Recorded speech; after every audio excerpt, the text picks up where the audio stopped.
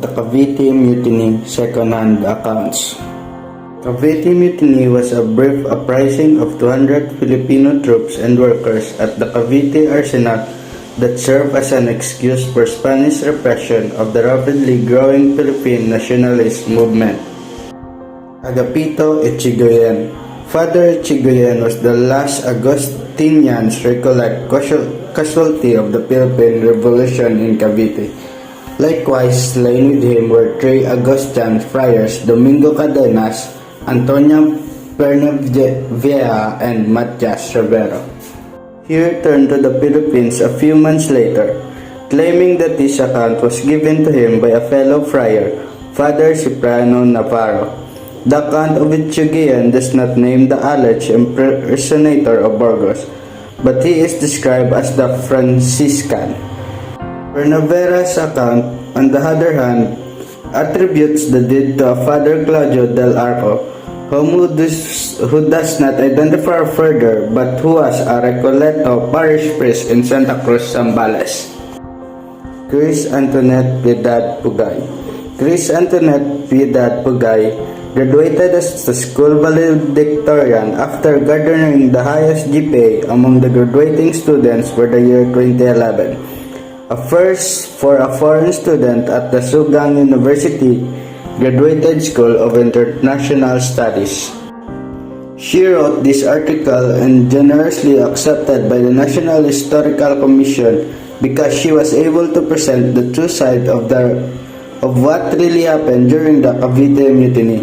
She was also able to present evidences that would shed light to all the questions that every Filipino historian has been thinking and tried to examine about.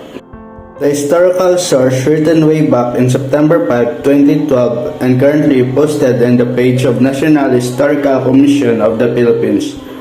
This was made to happen by Chris Antoinette Piedad Pugay, the writer of Two Faces of the 1872 Cavite Mutiny. Pedro Alejandro Paterno y de Vera Ignacio. Padre Alejandro Paterno y de Vera Ignacio wrote Synopsis de la Historia de Filipinas. He was a politician in the Philippines who was well known for being a traitor. He was also a poet and novelist, and he was Maximus Paterno's son. He was deported to the Marianas in 1872, despite the fact that the Pedro was a student in Spain.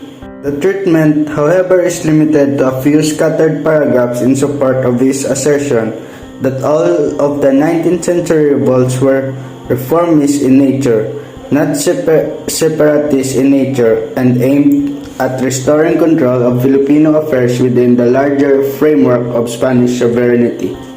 The document he wrote admits to and condemns a variety of crimes and abuses allegedly committed by the friars, beginning with the period preceding the Cavite Mutiny. The execution of three priests is blamed on friars' intrigues, according to all accounts. Jose Mabasa. Jose Mabasa was known as a patriot, a hero smuggler, and a friend of Jose Rizal.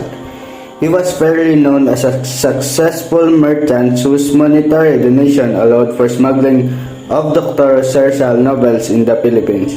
He was able to finish his bachelor in philosophy in 1890 at the University of Santo Tomas. Jose Mabasa is a reformist group member who accused of participating in 1872 revolt, which led to the execution of three Filipino priests, Mariano Gomez, Jose Burgos, and Jacinto Zamora. Was exiled in Marianas, where he stayed for 2 years before moving to Hong Kong with his family. Basa and the others who were accused in the 1872 revolt were given pardon under the condition that they would not return to the Philippines.